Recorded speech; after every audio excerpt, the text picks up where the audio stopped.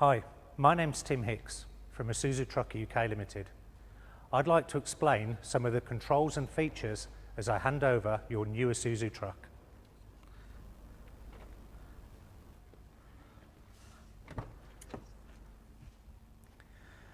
Your truck should come with two sets of keys. These should be kept on a separate keyring along with a remote control. If you put too many keys on this keyring, it could have an adverse effect on the immobiliser. Next, you need to adjust the seat. There's a knob here for adjusting the suspension seat, and ideally you should reflect the weight of the driver in the display window shown. There's also a lever for adjusting the seat mechanism, along with another lever for adjusting the seat back. Once you're comfortable with the seat, the next thing to do is to make sure that you adjust the steering wheel. By pulling this lever, it's possible to adjust the height and rake of the steering wheel to ensure that you're comfortable. Also in the vehicle, you'll find the driver's pack. Inside here, you'll find the service and warranty handbook, simple DPD operating instructions, and the driver's and owner's manual. This explains all of the controls, features and service and maintenance to ensure the maximum performance of your Isuzu vehicle. There are various controls inside the cab, including the side lamps, headlamps and fog lamp, and the turn indicators, the front fog lights and the beam level adjustment, as well as the exhaust brake,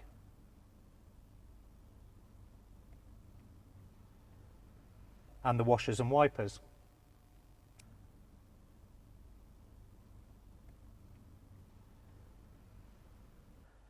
Most Isuzu vehicles are fitted with heated mirrors as standard.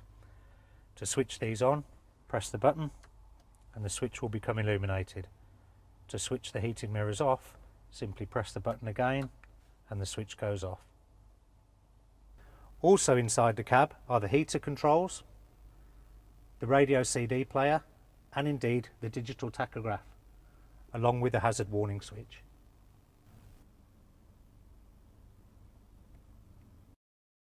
You'll also find the quick warm-up system.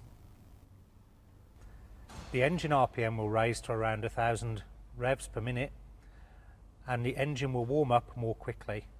Once the engine reaches around 60 degrees centigrade, the QWS will switch off automatically. However, the lamp will remain on until you switch off the switch.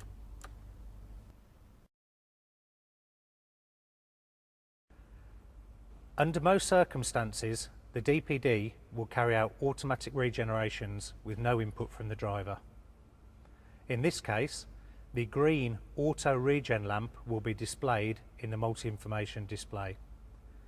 If for some reason the DPD is unable to complete its automatic regeneration, it will ask for a manual regeneration.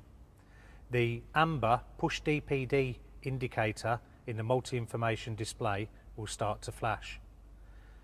The vehicle must be brought to a standstill, the gearbox put into neutral and the engine idle up switch turned completely to the left. Then press the manual regeneration DPD button.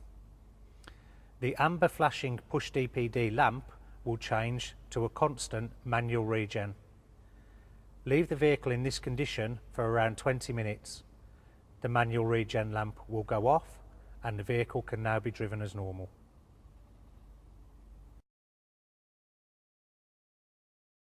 The ASR and ESC control switch. To switch off the ASR, press the ASR button once and ASR off will be illuminated. To switch off the ESC, press and hold the ASR off button for 10 seconds. Now the ESC lamp is also illuminated.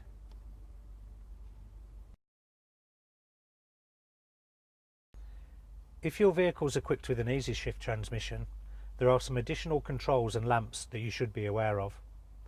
The gear lever itself, located here, To select a gear, simply press the foot brake and pull the gear stick back into drive. In this condition, the vehicle will change gear automatically and the transmission will select the optimum gear for the driving conditions. To select reverse, simply press the button on the side of the gear lever and push it forwards. Also, in the drive mode, if you move the gear lever to the right, this enters sequential mode, which means that you can select the gears manually, up or down as you wish to do so. Also on the gear lever, there are two additional buttons. An eco button, which means that it will alter the gear shift pattern to give optimum fuel consumption. And also a first start button. This means the transmission will always default to start in first gear. This should only be used in very hilly conditions. There are two other buttons to be considered. The fast slow adjust button. This is used to adjust the speed at which the gearbox re-engages the clutch after it's changed gear. Also, the easy shift emergency button, located here. If the gearbox develops a fault and you can't move the truck, you can press the gearbox emergency button, and without having to press the brake pedal, you can select either first or reverse gear in emergency mode so that you can move the vehicle to get it to a safe place. If your vehicle is equipped with a manual transmission, it's important to ensure that you always pull away in first gear, as indicated by the sticker in the windscreen.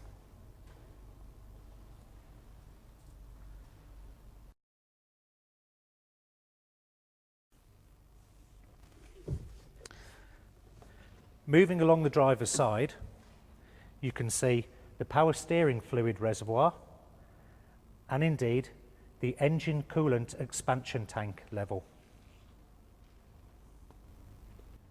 Located here is the spare wheel and spare wheel carrier. The tools for removing the spare wheel are located inside the cab.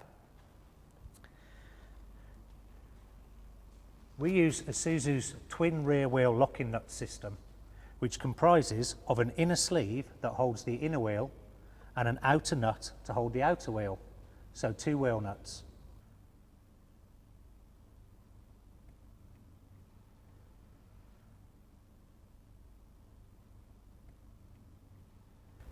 The location of the batteries may vary depending on which model type.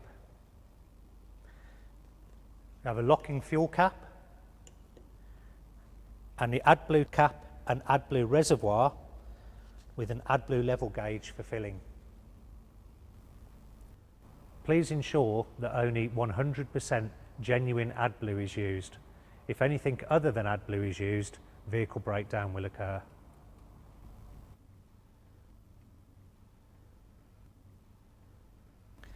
To tilt the cab, simply pull this lever and then pull up this lever.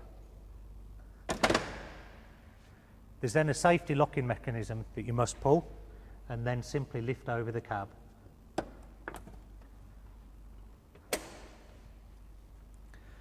Under the cab, you'll find some more levels that need to be checked. The engine coolant level, which needs to be used to check and top up engine coolant rather than at the expansion tank. It's important to use OAT type antifreeze. Also, the engine oil dipstick, which has 3 marks, a minimum mark, a maximum mark and an X. If the oil level reaches the X, you must contact your Isuzu dealer. And for topping up the engine oil, you must ensure that you only use low SAPS engine oil.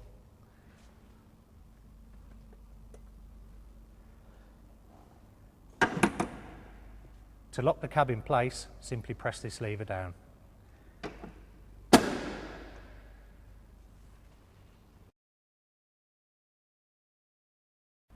If your vehicle is fitted with a specialist body, please contact the body manufacturer for controls and operating instructions. So, inside the passenger door, all late 2015 model year vehicles have red seat belts fitted as standard for health and safety. Behind the passenger seat you'll find located the wheel brace and tools, along with the jack for replacing the spare wheel.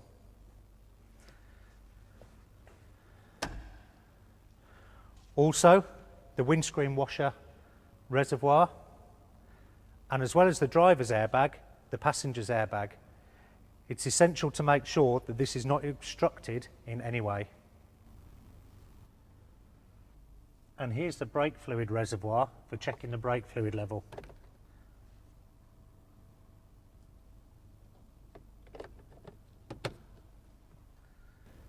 The Isuzu Truck Commercial Assistance free phone number is also located on the passenger side of the cab.